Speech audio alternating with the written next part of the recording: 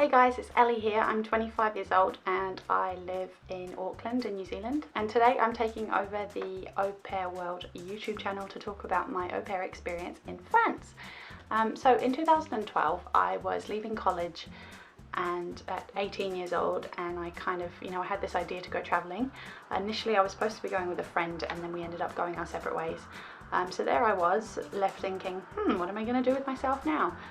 And the next thing you know, my mum asked me a question: have you ever thought about being an au pair? And I was like, what's an au pair? And I didn't have the slightest clue that that was about to change everything in my life. A few Google searches later, I made myself an account on AuPairWorld.com, and it was super straightforward, and I was pretty excited by just how much opportunity there was out there around this whole au pair thing. And I connected with families in all areas of France. And then I found a family in a tiny little nowhere town called Prévis-Samoëns.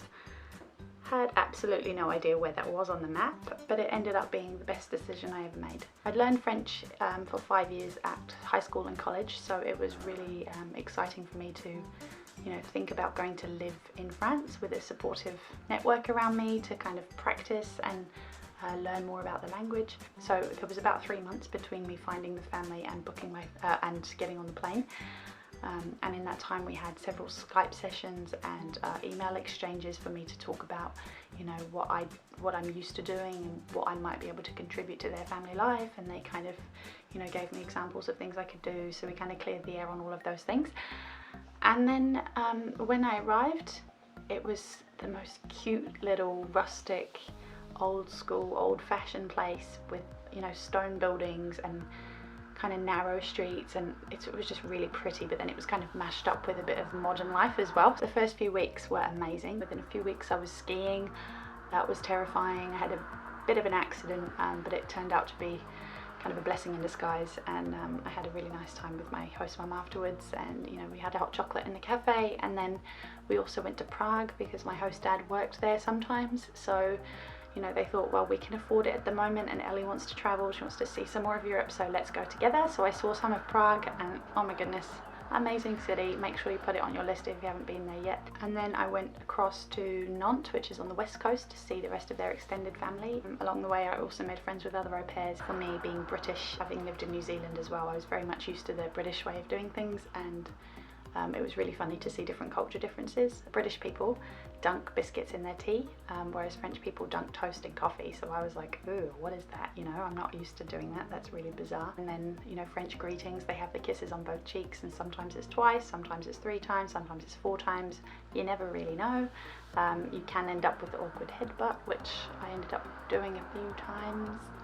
And it's not the type of thing you would ask someone in advance, or how many kisses do you do? If I was to name the top 3 things about living in France that I really liked, food was the, top notch. Cheese, bread, meat, everything was just yummy. The chocolate, the bakeries had the best croissants and the best pain au chocolat, and it just melts in your mouth, and oh, so good. I could live there just for the food. The country itself, you can go from snow-capped mountains and crystal clear lakes to metropolitan cities with huge, rich-looking buildings and people everywhere and complete chaos, but beautiful architecture. It feels like you're going to a different country every time you go somewhere new, and that's what I really like about France. And another thing would be the fact that people take their time, and I think this is a European thing in general, but when you have a dinner party, for example, everyone sits around the table and you kind of stay there all night. It's like everyone enjoys being in the moment and just being around the dinner table and talking and eating and laughing and just being present. My host family were phenomenal.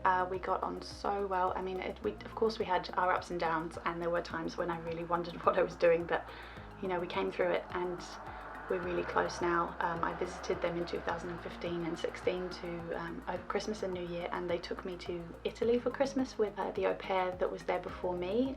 We are also friends now. She's from Finland. Then they moved to America, so I went to visit them in New York, and that was wow.